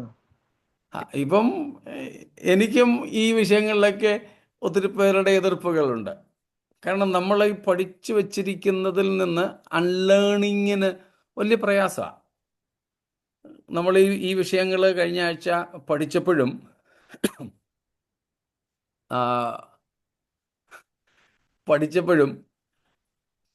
അപ്പം നമ്മുടെ ചില പ്രാർത്ഥനാ വാചകങ്ങൾ നഷ്ടപ്പെട്ടല്ലോ എന്നൊരു നിരാശ. ചിലർ പേഴ്സണലി എനിക്ക് മെസ്സേജ് അയച്ചു, ഇങ്ങനെയൊക്കെ ഒന്ന് പ്രാർത്ഥിക്കുമ്പം ഒരു ഉറപ്പായിരുന്നു, വീടൊക്കെ പൂട്ടിയിട്ട് പോകുമ്പം ദൂതന്മാരെ ഇവിടെ കാവലാക്കിയിട്ട് പോകുമ്പം പിന്നെ അങ്ങ് ധൈര്യമായിട്ട് പോകാമായിരുന്നു, ഇനിയിപ്പോൾ ഒരു ചെറിയ പേടിയെന്ന്. തലേനയുടെ അടിയിൽ ബൈബിള് വെക്കുന്നവരുണ്ട്. ആ ബൈബിളിനോടൊപ്പം ഒരു കത്തിയടക്കം കൂടെ വെക്കുന്നവരും ഉണ്ട്. രക്തം കൊണ്ട് മുദ്രയിടപ്പെട്ട ജനം ഒന്നിച്ചെന്നൊരു പാട്ടില്ലേ? രക്തം കൊണ്ട് അതിന്റെ ആക്ച്വലി ആ പാട്ടിന്റെ അടിസ്ഥാനം പെസഹ കുഞ്ഞാടിനെ അറുത്ത് രക്തം പുരട്ടി അന്ന് രാത്രി ഇസ്രായേൽ മക്കൾ മിസ്രൈമിൽ നിന്നും പുറപ്പെട്ടതിൻ്റെ പശ്ചാത്തലത്തിലാണ്. ആ ഒരു പശ്ചാത്തലത്തിൽ അതൊക്കെ. പക്ഷേ അത് വെച്ച് നമ്മൾ പുതിയ നിയമത്തിൽ വരുമ്പം യേശുവിൻ്റെ രക്തം നമ്മളങ്ങ് അപ്ലൈ ചെയ്യാൻ തുടങ്ങുമ്പോഴാണ് ഈ പെശകകൾ വരുന്നത്. ആ രക്തം നമ്മുടെ കസ്റ്റഡിയിലായിരുന്നെങ്കിലൊക്കെ നമുക്കത് യഥേഷ്ടം ഉപയോഗിക്കാമായിരുന്നു. പക്ഷേ ഇത് പിതാവിൻ്റെ കസ്റ്റഡിയിലാണ്, അതും വേറെ ആരെയും ഏൽപ്പിച്ചിട്ടില്ലാത്ത കാര്യമാണ്. കർത്താവായ യേശുവിൻ്റെ രക്തം അത് പാപപരിഹാരത്തിന് വേണ്ടിയിട്ട് മാത്രമാണ്, വീണ്ടെടുപ്പിന് വേണ്ടി മാത്രമാണ്. അത് നമ്മുടെ ശുദ്ധീകരണത്തിന് വേണ്ടി മാത്രമാണ്. നമ്മളത്, ഞാൻ പണ്ടും പറഞ്ഞിട്ടുള്ള പോലെ, നോ പാർക്കിങ്ങിൽ കൊണ്ടുപോയി പാർക്ക് ചെയ്തിരിക്കുന്ന വണ്ടിയുടെ ചുറ്റും രക്തം തളിക്കാനും ദൂതനയാക്കാനും പോകുന്നത് എത്ര ഭോഷത്വമായ കാര്യമാണ്. അതിനുവേണ്ടിയല്ലത്. നമ്മൾ ആ രക്തത്തിൻ്റെ വില കുറയ്ക്കുകയാണ് അവിടെ. അത് വേണ്ട. കർത്താവ് നമുക്ക് വാഗ്ദത്തം തന്നിട്ടുണ്ട്. ഇപ്പം നമ്മൾ മുമ്പേ നിങ്ങൾ പലരും പറഞ്ഞ ആ 91 സങ്കീർത്തനത്തിലെ വാക്യം, അവൻ നിന്നെക്കുറിച്ച് തൻ്റെ ദൂതന്മാരോട് കൽപ്പിക്കും, അത് കർത്താവിൻ്റെ വാഗ്ദത്തമാണ്. അത് നമുക്കങ്ങ് വിശ്വസിച്ചാൽ മതിയല്ലോ. കർത്താവെ, അങ്ങ് ഞങ്ങൾക്ക് സംരക്ഷണം തരുന്ന ദൈവമാണ്. അത് മതി. അതിന് നമ്മൾ അങ്ങോട്ട് ദൂതനെ തരണേ എന്നുള്ള, ദൂത സംരക്ഷണം അയക്കണേ എന്ന പ്രാർത്ഥന നമുക്ക് ആവശ്യമില്ലാത്തതാണെന്നാണ് പറഞ്ഞ്. അപ്പോൾ അങ്ങനൊന്ന് പ്രാർത്ഥിച്ചെന്ന് വിചാരിച്ചത് പാപമൊന്നുമല്ല, പക്ഷേ അത് ആവശ്യമില്ലാത്തതാ. പിന്നെ ഒരു ചോദ്യം കൂടെ വന്നത്, നമ്മൾ ദൈവത്തിൻ്റെ മക്കളല്ലേ? തീർച്ചയായിട്ടും നാം ദൈവത്തിൻ്റെ മക്കളാണ്. സ്തോത്രം. നമ്മൾ ദൈവത്തിൻ്റെ മക്കളായതുകൊണ്ട് മക്കളെന്ന ദൈവസന്നിധിയിലേക്ക് അടുത്തിയെല്ലാൻ മക്കളെന്ന പദവിയോടെ കർത്താവിനോട് അപേക്ഷിക്കാനുമുള്ള പ്രാഗൽഭ്യം നമുക്കുണ്ട്. അതിൻ്റെ അർത്ഥം നമ്മൾ ദൈവത്തോട് തരണമെന്ന് കൽപ്പിക്കുന്നതല്ല. അവിടെയും പിതാവിനർഹമായ റെവറൻസ്, ബഹുമാനം കൊടുത്തുകൊണ്ട് കർത്താവിൻ്റെ മക്കൾ എന്ന നിലയിൽ, അതിലും നമ്മൾ ചെയ്യുന്ന ഒരു തെറ്റ്, രോഗസൗഖ്യം മക്കളുടെ അവകാശമാകയാൽ എന്നും പറഞ്ഞാൽ നമ്മൾ പ്രാർത്ഥിക്കാറുള്ളത്. അപ്പം ഒരു രോഗത്തിന് വേണ്ടി പൂർണ്ണ സൗഖ്യത്തിനായി പ്രാർത്ഥിക്കാമോ എന്നൊരു ചോദ്യം കൂടെ വന്നു. നമുക്ക് പ്രാർത്ഥിക്കാം. പ്രാർത്ഥിക്കുമ്പം യേശു കർത്താവ് ഗെഥസമനയിൽ പറഞ്ഞ ആ ഒരു വാചകം കൂടെ ഒടുവിലൊന്ന് സത്യസന്ധമായിട്ട് പറഞ്ഞേക്കണം. കർത്താവെ, ഞങ്ങൾ ആഗ്രഹിക്കുന്നു ഞങ്ങളുടെ ഇന്നയാളിനെ പൂർണ്ണമായും സൗഖ്യമാക്കി ആരോഗ്യത്തിലേക്ക്, ജീവനിലേക്ക് മടക്കി വരുത്തണമെന്ന്. പൂർണ്ണ ആരോഗ്യത്തോടെ ഇത് ഞങ്ങൾ ആഗ്രഹിക്കുന്നു. എങ്കിലും നന്മ എന്തെന്ന് ഞങ്ങൾ അറിയുന്നില്ല. അതുകൊണ്ട് അങ്ങയുടെ പൂർണ്ണഹിതം നിറവേറ്റണമേ. അത് ഏത് വിഷയത്തിലും, ഏത് പ്രായക്കാർക്ക് വേണ്ടിയും നമുക്ക് പ്രാർത്ഥിക്കാം. പിടിച്ചു വെച്ച് നമുക്ക് വേണമെങ്കിൽ പ്രാർത്ഥിക്കാൻ തമ്പുരാൻ ചിലപ്പോൾ തന്നെന്നിരിക്കും. പക്ഷെങ്കിൽ അതുകൊണ്ട് നമുക്ക് നന്മയല്ല സംഭവിക്കാൻ പോകുന്നത്. ദൈവത്തിനും അതുകൊണ്ട് മഹത്വമല്ല. അങ്ങനെയുള്ള നമുക്ക് വേണ്ടെന്ന് വയ്ക്കാം. അതിനുള്ള ഒരു സമർപ്പണം നമുക്ക് വേണം.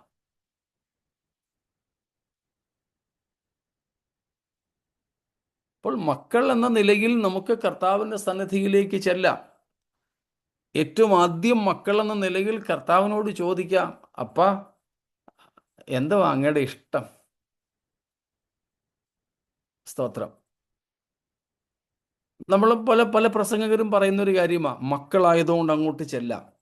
എന്നാൽ ഞാൻ പറയുന്നു, മക്കളാണെങ്കിൽ എൻ്റെ മോന് എൻ്റെ അടുക്കൽ വന്ന്, പപ്പ, എനിക്ക് ഒരു 15 ലക്ഷത്തിൻ്റെ ബൈക്ക് വേണം എന്ന് പറയുന്നതാണോ മകൻ എന്ന നിലയിൽ അവൻ്റെ അവകാശവും അല്ലെങ്കിൽ ഉത്തരവാദിത്വവും?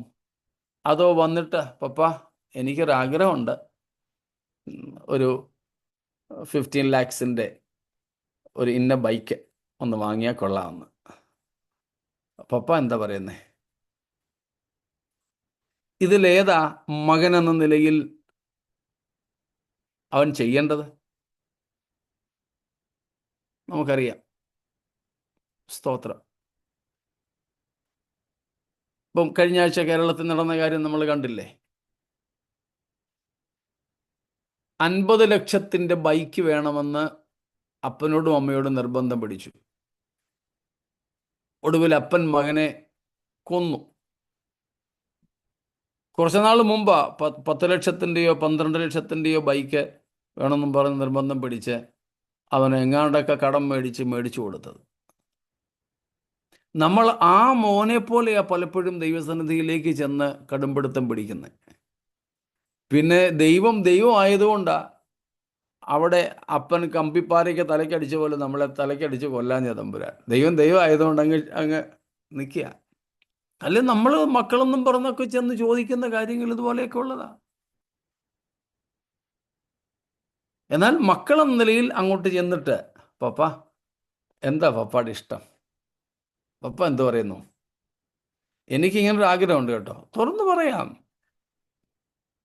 പറയാം. മക്കൾ എന്ന നിലയിൽ നമുക്ക് നമ്മുടെ ആവശ്യങ്ങൾ, ആഗ്രഹങ്ങളൊക്കെ തുറന്നു പറയാം. പക്ഷേ മക്കളാണ്, നമ്മൾ മക്കളാണെന്ന് പറയുകയും അവിടുന്ന് അപ്പനാണെന്ന് നമ്മൾ കരുതുകയും ചെയ്യുന്നെങ്കിൽ നമ്മുടെ കടമയാണ്, പപ്പായുടെ ആഗ്രഹം എന്താ? ഞാൻ പറഞ്ഞെന്നുള്ളൂ കേട്ടോ. അപ്പനോട് പരാതി പറയാൻ പറ്റുമോ? എന്തോ?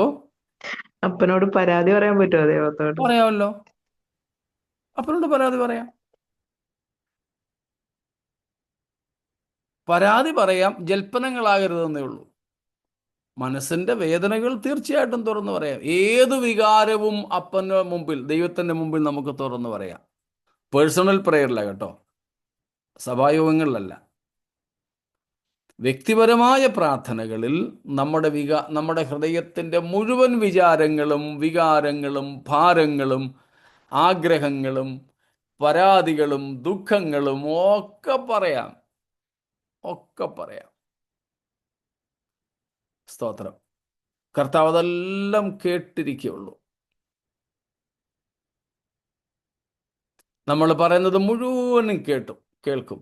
അത് കഴിഞ്ഞിട്ട് 73-ാം സങ്കീർത്തനത്തിലുള്ളതുപോലെ ആസാഫ് മൊത്തം പരാതിയല്ലായിരുന്നു. എന്തൊരു പരാതിയായിരുന്നു? ഞാൻ എൻ്റെ കൈകളെ കുറ്റമില്ലായ്മയിൽ കഴിയത് വ്യർത്ഥമത്രേ എന്ന് വരെ പറയുന്ന ഒരവസ്ഥയിലേക്ക് എത്തി. ഒക്കെ കർത്താവ് കേട്ടിരുന്നു. പറഞ്ഞ മോനെ പറ, ഇനിയും വല്ലതും ഉണ്ടെങ്കിൽ അതും കൂടെ പറ. മൊത്തം പറഞ്ഞു കഴിഞ്ഞപ്പം കർത്താവ് അവനെ ചേർത്ത് പിടിച്ച് ദൈവസന്നിധിയിലേക്ക് കൊണ്ടുചെന്നിട്ട്, ഇവൻ ഇതുവരെ പുഷ്ടി കൊണ്ട് ഉന്തി നിൽക്കുന്ന കണ്ണും ഒക്കെ കണ്ട, മുകളിലോട്ട് മാത്രം നോക്കി പുഷ്ടി മാത്രം കണ്ട ഈ മഹാപുഷ്ടന്മാരുടെ കാല് കാണിച്ചു കൊടുത്ത് എവിടാ നിൽക്കുന്നതെന്ന്. അത് കണ്ടതോടുകൂടെ ആസാഫിൻ്റെ പരാതി മാറി.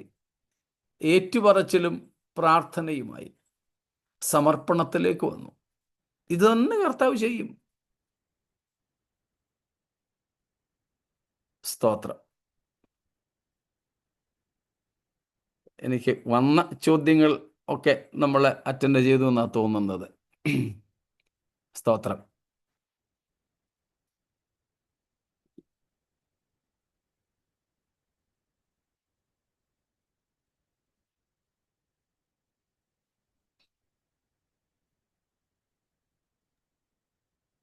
എല്ലാമായോ? സ്തോത്രം. സമയം അല്പം നീണ്ടുപോയി, കടന്നുപോയി. 10 മിനിറ്റ് കൂടിപ്പോയി.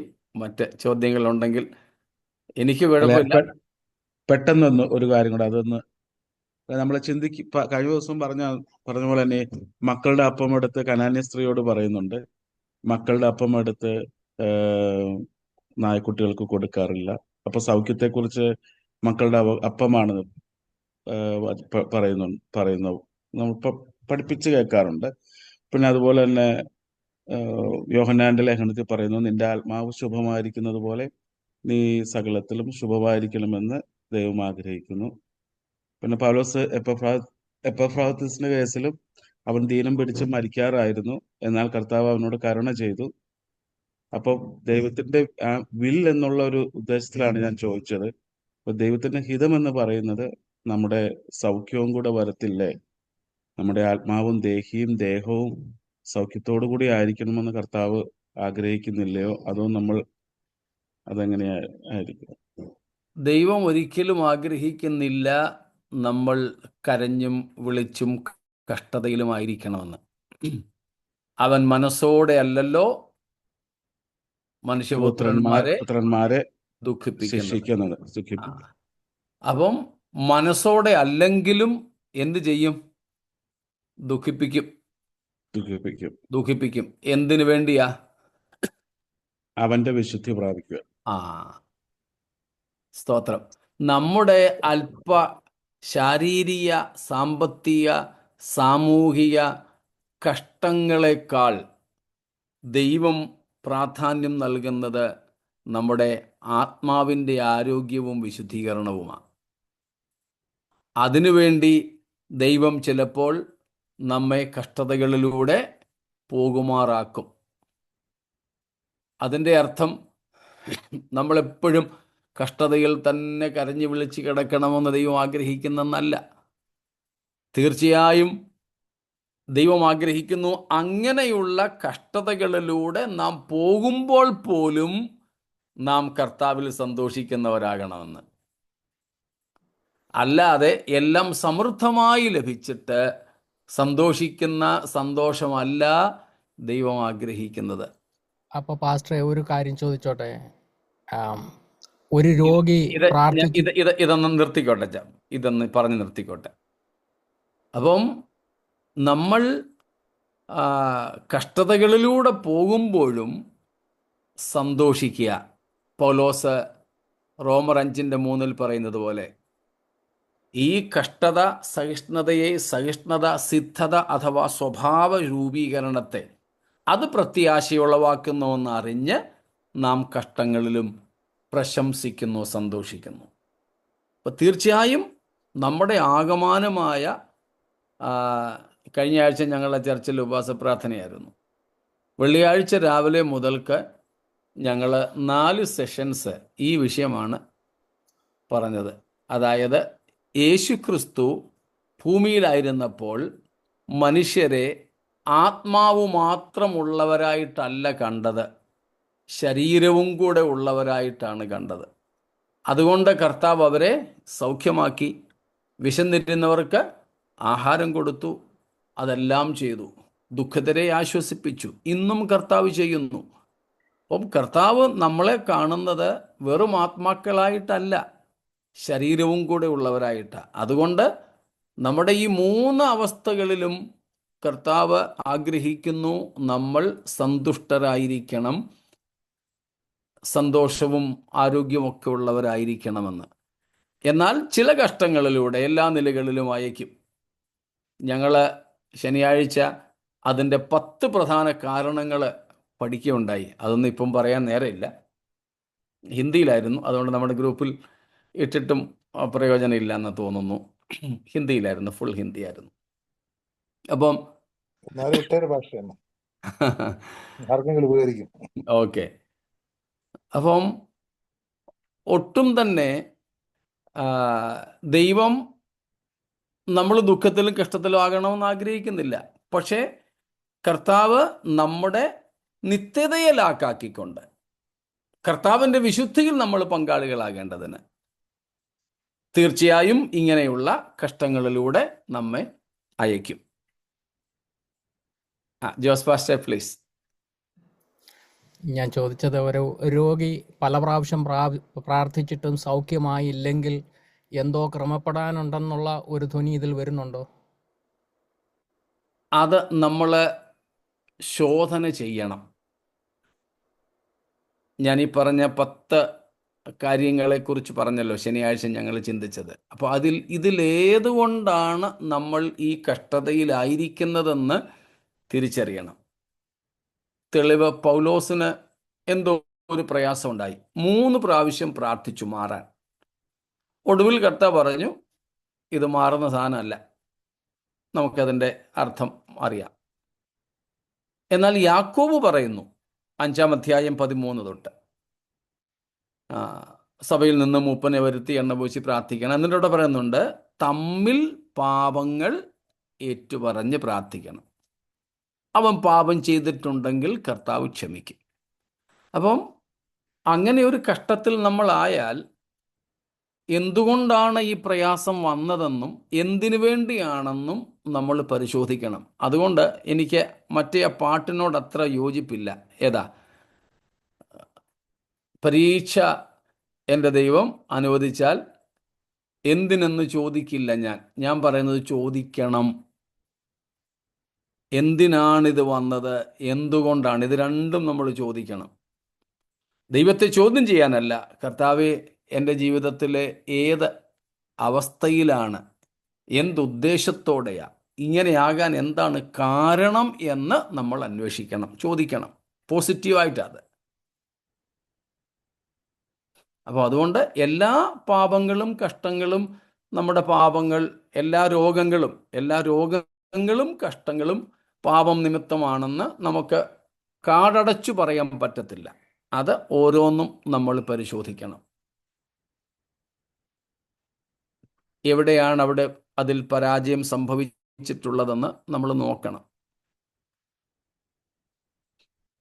ഇപ്പം തന്നെ നമ്മുടെ കേരളത്തിലെ പോപ്പുലർ ഫിനാൻസിൽ ആണെന്ന് തോന്നുന്നു, ചില ആൾക്കാർ റിട്ടയർമെൻറ്റിൻ്റെ പോലും മൊത്തം പൈസയും കൂടെ കൊണ്ടിട്ടു. ബാങ്കിൽ 6-7% കിട്ടുമ്പം അവർ 15-18% വെച്ച് കൊടുത്തു. പൊട്ടിപ്പോയത് നമുക്കറിയാം. ഒത്തിരി പേരുടെ ലക്ഷക്കണക്കിന് രൂപ പോയി. എന്തുകൊണ്ട് എന്ന് കർത്താവിനോട് ചോദിച്ചാൽ കർത്താവ് എന്തായിരിക്കും പറയുന്നത്? ദ്രവ്യാഗ്രഹം കൊണ്ട്. അതെ, അത്യാഗ്രഹം അല്ലെങ്കിൽ ദ്രവ്യാഗ്രഹം കൊണ്ട് എന്നേ ഉള്ളൂ. സ്തോത്രം.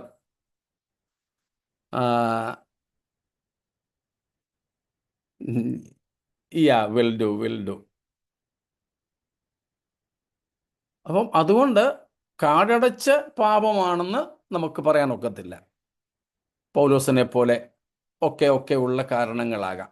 അത് നമ്മൾ അവരവർ തന്നെ വിലയിരുത്തുകയോ പ്രാർത്ഥിക്കുകയോ ചെയ്താൽ തീർച്ചയായും മക്കൾ എന്ന നിലയിൽ കർത്താവ് നമ്മോട് സംസാരിക്കും. നമുക്ക് ആ പാപങ്ങൾ ബോധ്യപ്പെടുത്തി തരും. നമ്മുടെ പാപനിമിത്തമാണെങ്കിൽ നമുക്കതിന് പരിഹാരം കാണാം. അല്ല, ഇത് മാറത്തില്ല, ഇങ്ങനെ തന്നെയാണ്, ഇത് നിന്റെ ശുദ്ധീകരണത്തിനാണ് എന്ന് കർത്താവ് നമ്മോട് പറയുകയാണെങ്കിൽ ഓക്കെ, പിന്നെ അതിനു വേണ്ടി സൗഖ്യത്തിന് വേണ്ടി പ്രാർത്ഥിക്കേണ്ട ആവശ്യമില്ലല്ലോ. അത് നമ്മൾ അതുകൊണ്ട് പ്രാർത്ഥനയിൽ കർത്താവിൽ നിന്ന് തിരിച്ചറിയേണ്ട ആവശ്യമുണ്ട്.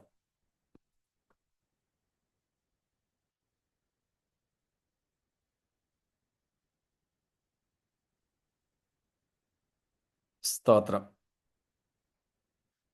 സമയം ഒത്തിരി ആയതുകൊണ്ട് നമുക്കങ്ങ് നിർത്താമെന്ന് കരുതുന്നു. വീണ്ടും ചോദ്യങ്ങളുണ്ടെങ്കിൽ തീർച്ചയായിട്ടും ചോദിക്കുക. നാളെയും നമുക്ക് അതിനുള്ള അവസരമുണ്ട്. സ്തോത്രം. ചോദ്യങ്ങൾ ചോദിക്കുന്ന എല്ലാവർക്കും ഒത്തിരി നന്ദി. നമുക്കതുകൊണ്ട് ക്ലാസ് ലൈവായിട്ട് കൊണ്ടുപോകാൻ പറ്റും. മറ്റുള്ളവർ റെക്കോർഡിങ്സ് ഒക്കെ കേൾക്കുന്നവരും നമ്മോട് പറയാറുണ്ട്, അങ്ങനെ ഒരു ലൈവായിട്ട് നമ്മൾ പോകുന്നത് കൊണ്ട് അവർക്കും ഒത്തിരി പ്രയോജനകരമാണെന്ന്. അതുകൊണ്ട് വീണ്ടും ആഗ്രഹിക്കുന്നു, ആ നിലയിൽ തന്നെ നമുക്ക് മുൻപോട്ട് പോകാം. സ്തോത്രം. കർത്താവ് നമ്മെ അനുഗ്രഹിക്കട്ടെ. ഈ വചനങ്ങളാൽ കർത്താവ് നമ്മെ അനുഗ്രഹിക്കുമാറാകട്ടെ.